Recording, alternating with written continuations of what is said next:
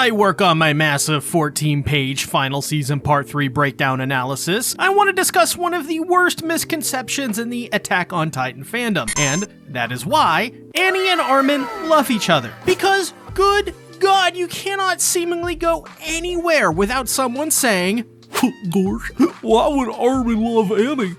Gosh. That was a terrible impression, but well, my friends, get ready to copy and paste the link to this video because we are going to shut down the slander. Here is exactly why Annie and Armin love each other and why it makes total sense. A really great and somewhat underrated example, of course, is their personality. Despite that sadistic streak Annie had, these two actually both have a pragmatic and tactical nature. For example, Annie is constantly thinking from the perspective of what will make her mission easier, not harder. Because of this, Annie is the one who suggested to Reiner that they should turn back after the accident with Marcel and Yamiru. What's better is that she was right, as Reiner chose to go along with the plan of flooding out the Founding Titan, which would then lead to Carla being eaten by Dinah, which would then begin the horrid cycle of war the men and women of Attack on Titan have now found themselves in. This is just one of the examples of Annie's pragmaticism, but she's also very tactical as well. She used her female Titan's ability to manifest and mimic very well, using her Titan Roar ability and later on, the Warhammer Titan's hardening ability from Zeke's Beast Titan to lead an attack on the Scout Regiment with a small army of pure Titans. She knew that going one-on-one with highly maneuverable scouts, no matter how scared or otherwise, was not smart. Her Titan's ability can be very malleable depending on the situation, but mostly is best used in small infantry-based combat with comrades to support her, not very unlike the Cart Titan. As for Armin, he as well is just like Annie, and he's both pragmatic and tactical. These aspects are much more obvious in Armin's case, as throughout a majority of the series, he makes some of the best choices with a near flawless track record of pragmaticism and tacticalness. Examples of Armin's pragmaticism is that he looks at battles in a much more full and wider perspective than just small individual instances of battle. He's constantly thinking about ways to get the upper hand with what they have, and from that, he decides the overall best option, even if it's a hard and unfair option. Take a look at Final Season Part 3, when they are planning to take down Eren. He knows that the hardest choice will be to kill Eren, but he has to do it, or at least knows he may have to. Due to moments like this, and even in Season 3, when he warns Erwin that the Titan Shifters are hiding and likely waiting to ambush them. While Annie's pragmaticism comes from a very, I would say, isolated and personal, almost selfish perspective to a degree, Armin's pragmaticism seems to come out with his semi-heroic moments when he comes through as a leader. As for his tactical side, he and Annie both have Titans with extremely powerful abilities, but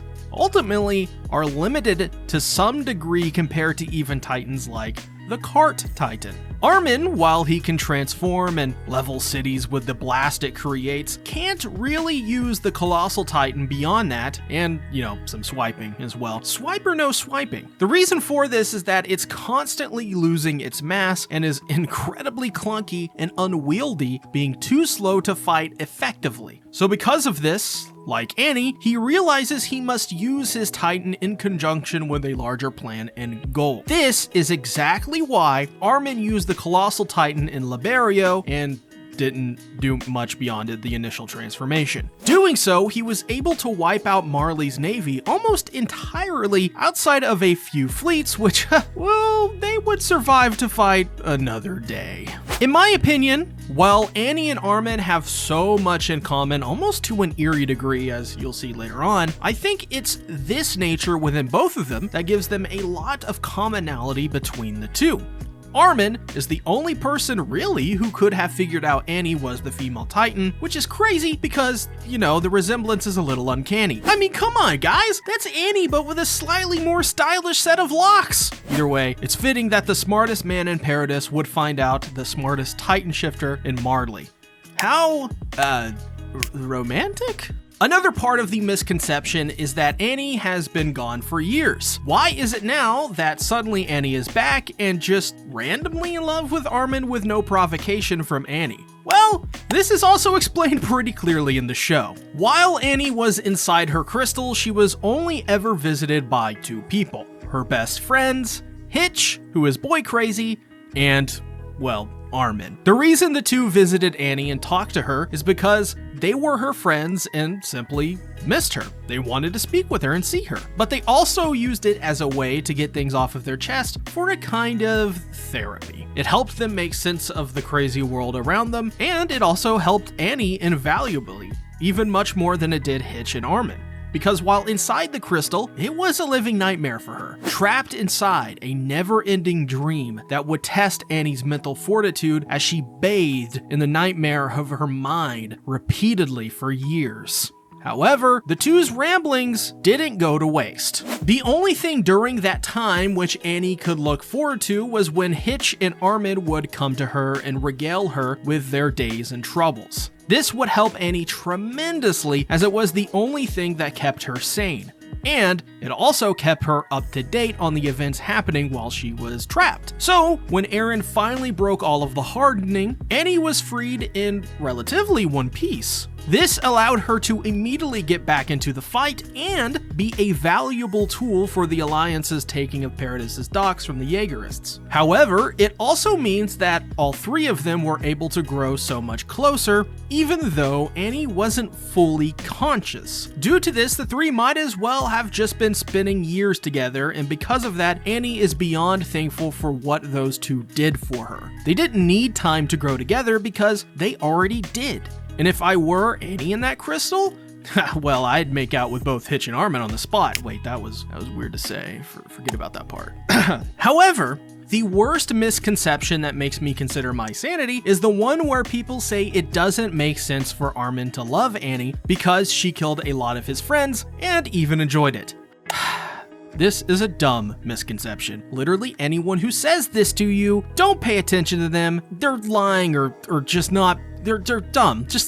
I'll explain. It'll be pretty clear. So, let's consider Annie's case. She did, in fact, kill Marco, Levi's potential wife, and, well, many others. However, we must consider the context surrounding these moments. From a young age, Annie was brought up as a literal weapon and taught by her government and her father that the only joy that she should get in life is when she is literally killing people. So, Annie's attraction to murder and her love for the yo-yo are the result of indoctrination and manipulation by the people who were supposed to guide her. Even her father raised her only to use her as a tool to live a better life as an honorary Marleyan and to benefit from Annie achieving such a thing. It wasn't until Annie was about to leave on a boat to Paradis Island that Mr. Leonhardt realized he was wrong and regretted all that he did to her. However, the damage was already done, and on the island of Paradis, she fought in the only way she knew how, sadistically and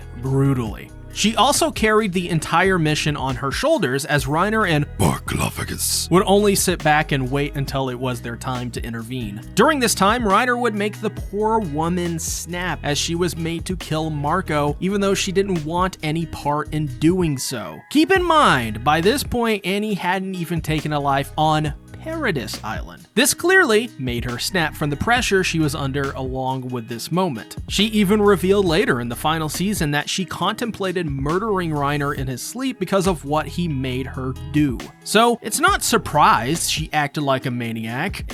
Really, she was one. Hitch and Armin literally saved this woman. They were the only two people on the entire island, scratch that, the entire planet that ever understood Annie. Hitch was her best friend, and Armin was the man who exposed her as the female Titan.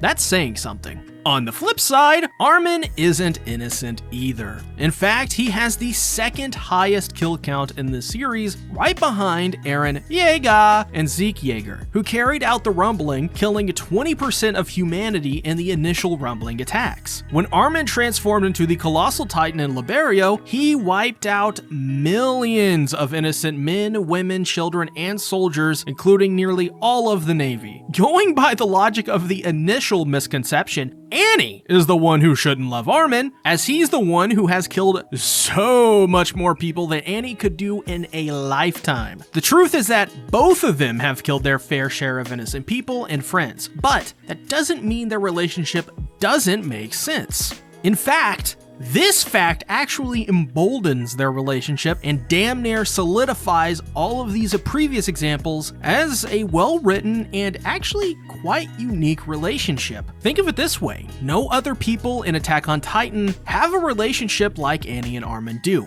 They're unique and beautiful. So let's put this misconception to rest. I'm sure you're also tired of seeing it. What's your take on Annie and Armin, and what misconception bothers you the most? Check out this video about the male becoming the female Titan. Thanks for watching. Bye-bye.